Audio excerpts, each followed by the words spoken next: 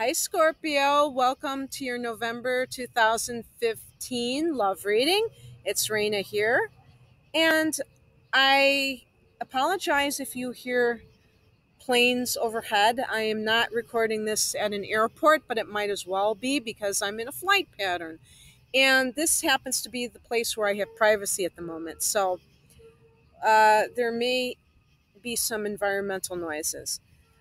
But in any case, this will be your birthday month as November opens. So happy birthday to you, November Scorpios. And for those born in October, happy belated birthday. Because I'm sure some of you will hear this in October as well. So this couldn't be more goth or macabre or typical Scorpio. The first card I drew was the Death card. And this was in the position of what is happening for you right now. So, of course, some of you are going to be listening to this earlier than November, but let's say that as the month begins, or maybe it doesn't have to be specific to an exact week, but during the month of November, there probably will be some profound shift in your life that is going to be your focus. And it's the death of the old. It has nothing to do with actual physical people. Obviously that's always a possibility, but the card itself has nothing to do with that. And I personally think it's a wonderful card because change is good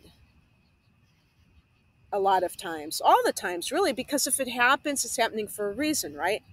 So for Scorpio, it's not so much because you're a fixed sign. So you kind of sometimes avoid change as much as you can and you call it loyalty. And it's really because you can't stand change. And I do have Taurus rising, so I have that part of me like that as well. I will confess to that. But as I say, change brings in fresh energy, it creates new perspectives, it creates expansion of the soul. So it's actually a very good thing. And since this is about your love life, there may be a change in the circumstances of your relationship. Hey, maybe there will be an insight that you have that something you've been doing has been holding you back and you're going to stop doing that thing. Maybe you're going to let go of someone who is no longer helpful to you in your on your path, and that will benefit your life. Maybe you're letting go of an illusion that you had, someone that you're pining away for, and you finally decide, you know what, that's fantasy land. I need to stick to reality. But that's where your head is at the moment. The advice from the universe is the Seven of Wands in reverse. In its upright position, the Seven of Wands is all about being aggressive. In its reverse position, it's realizing that you don't need to fight this battle. So if there is let's say you're in a heated court battle and you have vowed that you're going to fight to the last inch, this card might be saying to surrender, that you don't need to fight this battle, that it's not worth it for some reason. And if you are single, what this could be saying is that you need to stop being defensive. You need to stop putting up this front of being combative to hide your true fear of getting close to a person. Or maybe this is what is causing you to not be able to find someone because you're hard to crack that shell. And, it is so true about Scorpio because a lot of Scorpios have a very tough exterior. Now, if you have other water in you, like a Pisces moon or something like that, it can really soften up a sun in Scorpio.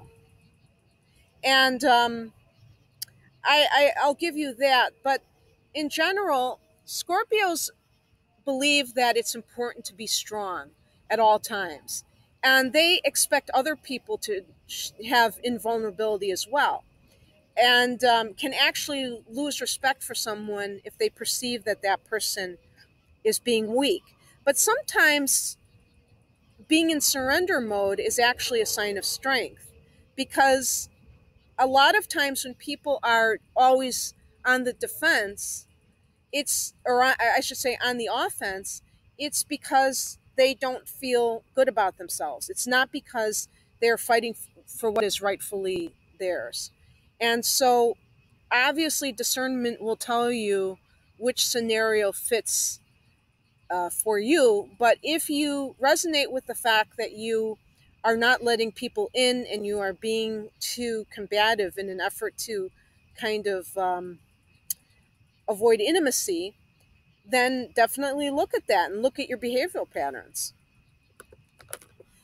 The two cards I got for advice and action to take were the Queen of Pentacles and the Empress card.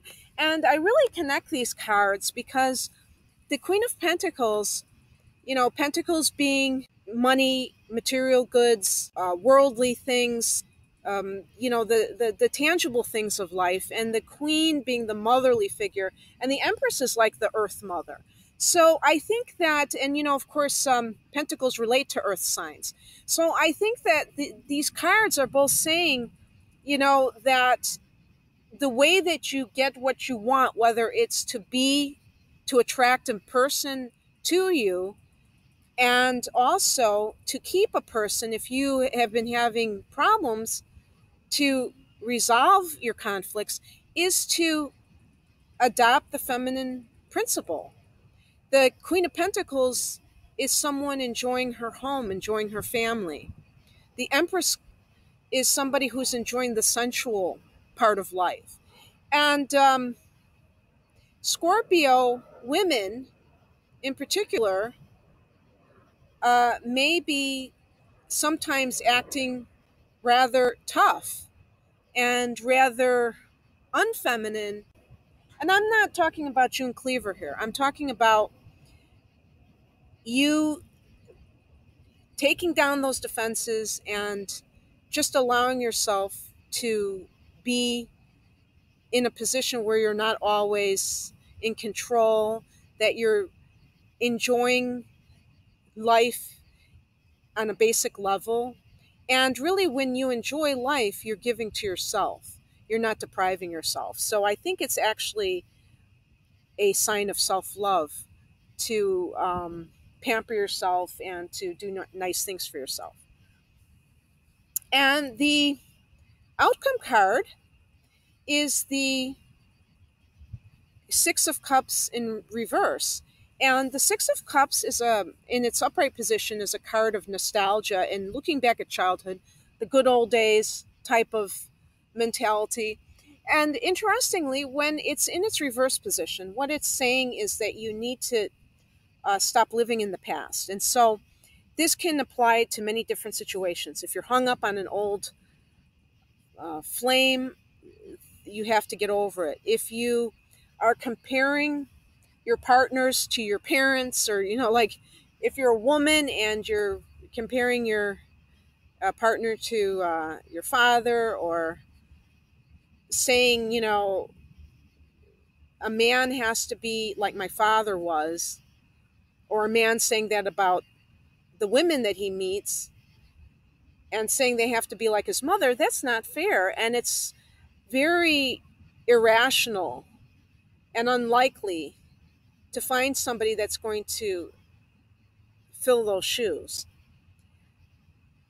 The past is the past for a reason, and we were children then. Now we are grown up and we have different needs than we did when we were children. So sometimes this card indicates that we're clinging to the past, and the past is always rosier because it's not what's happening right now, and we can really attribute all these wonderful things to it. And some of them may be true, but some of them may be a bit exaggerated. And living in the moment is, a meditative practice. Not living in the past and also not living in the future, but living in this moment, accepting people for who they are in this moment, not what their potential is, or condemning them for a past that you don't agree with, but just accepting yourself and everyone in the now. is really an enlightened way of being, and it leads to happiness as far as I'm concerned. So, Scorpio, I think that there were a lot of positive cards here. If you would like something more personalized, which uses your birth data, and I also do a personal tarot spread for you, I'm offering $19 love readings, 20-minute audio sent to your inbox. You can click on the link below and it will take you to my page. And other than that, I wish you a wonderful November full of love and happiness. Bye.